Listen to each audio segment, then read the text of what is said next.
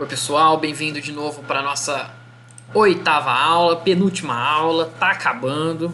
Essa aula também é seguindo a lógica da última aula que a gente falou dos efeitos de interação com a matéria.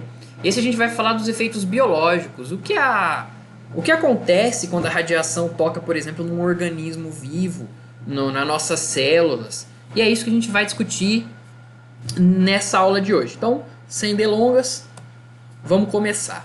Primeiro, para entender o que acontece nessa interação, a gente tem que entender o que é contaminação e o que é irradiação. Quando o corpo ele é exposto à radiação, houve irradiação. Já quando entra em contato com a fonte, isso é bastante importante essa palavra, destacar essa palavra.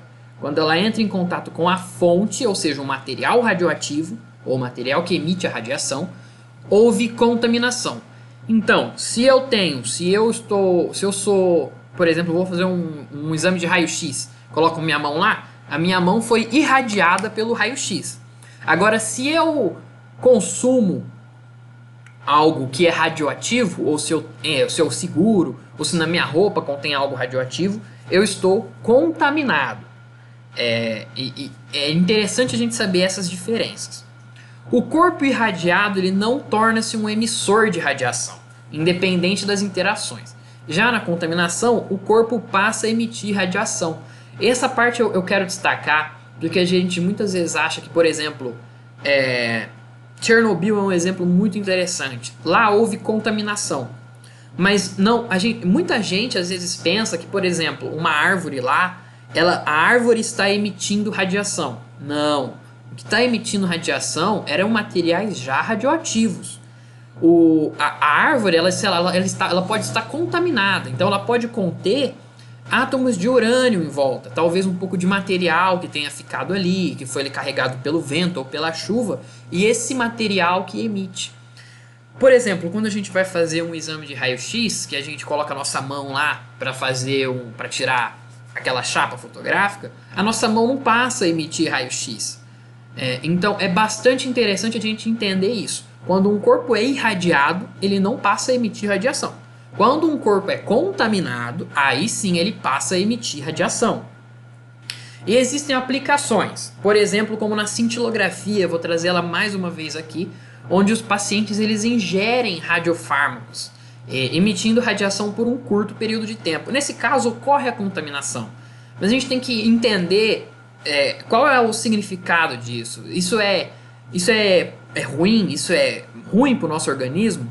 Depende. Se a gente precisa passar por esse processo, não vai ser qualquer um que vai passar por esse processo, vai ser em situações bastante específicas. Isso pode ser benéfico, pois pode gerar ali um laudo médico e pode descobrir uma doença que não seria possível de outra forma. Então, nesse caso, é uma contaminação por uma boa intenção. Seguindo, sabendo a diferença entre radiação e contaminação, existem diferentes mecanismos de ação. O que é isso? Esses mecanismos podem ser de dois tipos. Tem o mecanismo direto e o indireto. O mecanismo direto é quando a radiação ela interage diretamente com as moléculas, como o nosso DNA ou entre outras moléculas. E isso pode causar desde mutação genética até a morte celular dessas moléculas, como a morte do DNA, ele parar de funcionar, enfim.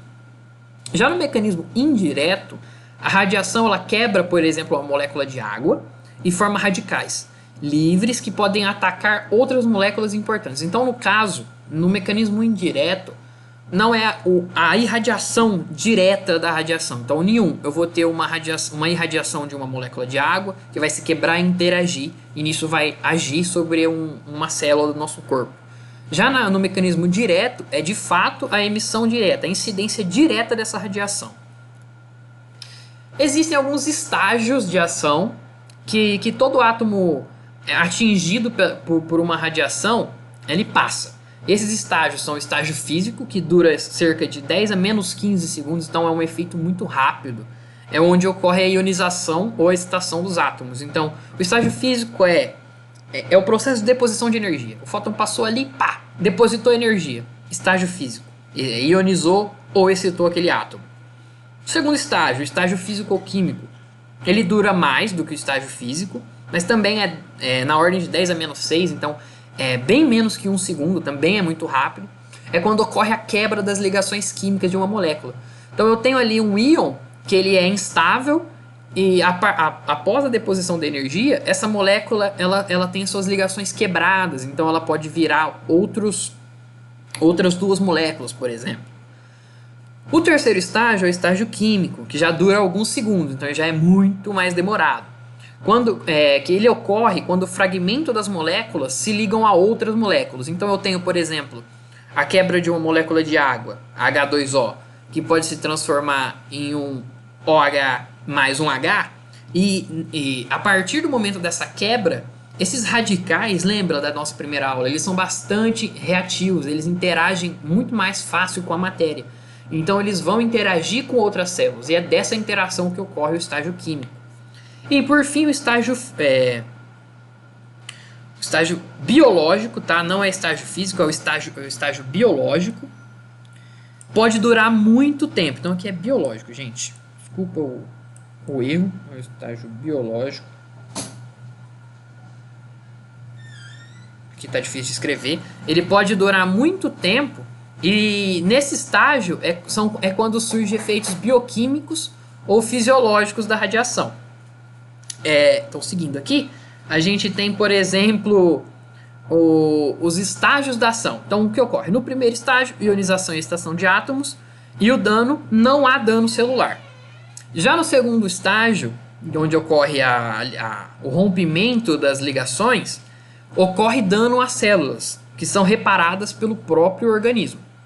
No terceiro estágio, onde aqueles radicais interagem com outras células, podem ser moléculas importantes para o funcionamento, é onde ocorre a morte das células ou a incapacitação delas para se reproduzir. Então aquela célula, uma outra célula atingida por esses radicais, ela fica incapacitada ou ela pode até mesmo morrer devido a essa interação. E por fim, algumas alterações morfológicas e funcionais que pode acontecer, que no caso é se o núcleo da célula for danificado, lesado. Esses efeitos biológicos, eles acontecem em algum... a gente pode denominar a natureza desses efeitos biológicos. E a gente tem duas naturezas. As reações teciduais, que resultam de dose alta e somente surgem acima de uma certa dose. Então, nas reações teciduais é muito importante a questão da dose, de quanta radiação foi emitida naquela célula. Isso é chamado de dose limiar, essa dose mínima, limite que é necessária. Um dos principais efeitos das reações teciduais é a morte celular. Nessas reações, o efeito sentido é função da dose absorvida. Então, se eu tenho uma dose muito alta, acima desse limite, quando ela é muito acima do limite, se comparada com uma dose próxima do limite, o efeito dessa radiação mais alta, mais energética, é pior. Então isso pode ir desde uma bolha, por exemplo, de uma queimadura de uma leve vermelhidão na pele, até bolhas, mas aí já entra numa questão que ocorre quando tem muita energia envolvida. E abaixo de uma determinada dose, a quantidade de células mortas é pequena e passa despercebido pelo organismo. Nesse caso, as células elas são apenas retiradas do organismo e aquilo ali não ocorre mal algum.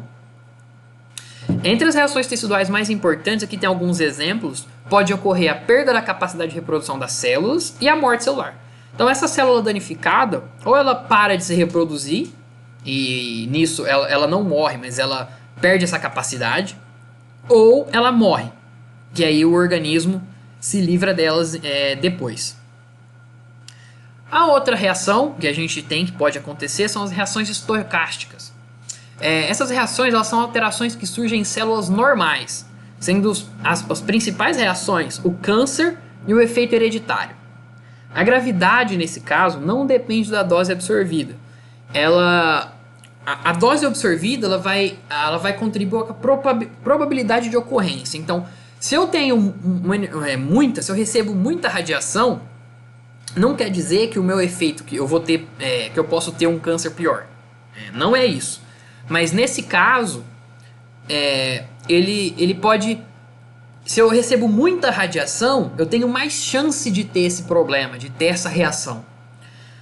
Nisso pode ocorrer efeitos hereditários. Os efeitos hereditários, como a gente sabe, hereditária é quando passa, né, pela família.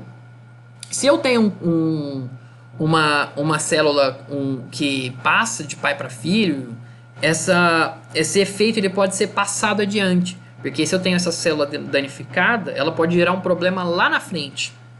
E esses efeitos, eles são sempre tardios, então eles sempre demoram para ser percebidos. Os tecidos mais sensíveis à indução de câncer. Aqui eu coloquei o exemplo da tireoide infantil, da mama feminina e da medula óssea, que são tecidos mais suscetíveis a acontecer o câncer. E os menos suscetíveis é o tecido muscular e os tecidos conectivos.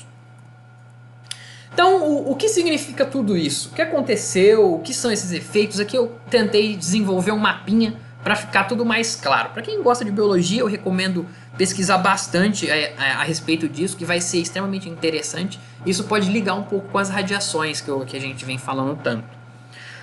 Quando a radiação passa através de uma célula, o que pode acontecer? Não depositar nenhuma energia e sair dela. Ou seja, a radiação pode simplesmente passar. E é o que acontece, na maioria dos casos. Mas ela também pode depositar energia e causar alguns danos. Esses danos, né, a partir do momento que deposita essa energia e causa algum dano, o que pode acontecer? São dois casos.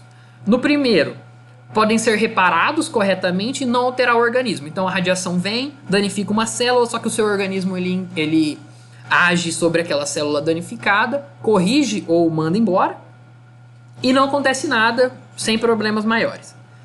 O que também pode acontecer é que pode não ser reparado pelo organismo ou não matar a célula. São duas coisas que podem acontecer. Então, ou o organismo ele age corretamente e resolve aquele problema, ou ele não age ou a célula não morre. O que acontece nesses casos?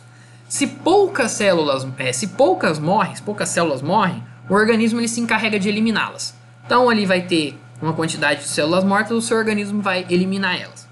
Se muita célula morre, o tecido ou órgão ele pode funcionar mal, que aí é onde ocorre vermelhidões, como as reações teciduais.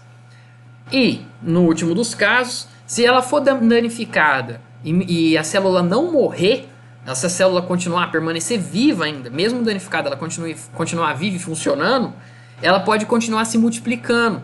E é aí onde abre espaço para um efeito estocástico. Aí eu recomendo vocês pesquisarem um pouco o que é câncer e vocês vão entender de fato o que eu quis dizer nessa última fase. Fica uma tarefinha rápida para vocês dar uma pesquisada no que é câncer, como o câncer ocorre, e vocês vão entender o que é o efeito estocástico, que seria essa multiplicação de células que não estão funcionando perfeitamente. Bom, para essa aula era isso, acredito que tenha sido uma aula mais rápida. Para quem gosta de biologia, provavelmente foi uma aula mais interessante. São muitos conceitos, o que são reações teciduais, reações estocásticas. Como a gente está falando de efeito biológico, eu precisava colocar todos eles aqui. Eu tentei falar bastante sobre cada um deles para não ficar muito vago. Se surgir alguma dúvida, como sempre, pode colocar nos comentários, eu vou estar respondendo, levando para aula ou alguma coisa do tipo, a gente se encarrega de responder. Para quem acompanhou até o final, muito obrigado. E a gente vai agora para a nossa última aula, nossa aula de número 9, onde a gente vai falar sobre os acidentes nucleares. Então, é uma aula extremamente interessante. Vamos falar mais sobre os acidentes, o que aconteceu, contar algumas histórias. No demais é isso, agradeço quem assistiu, muito obrigado. Se surgir dúvida, por favor, tirem essas dúvidas, isso é muito importante. Eu agradeço e até mais, pessoal.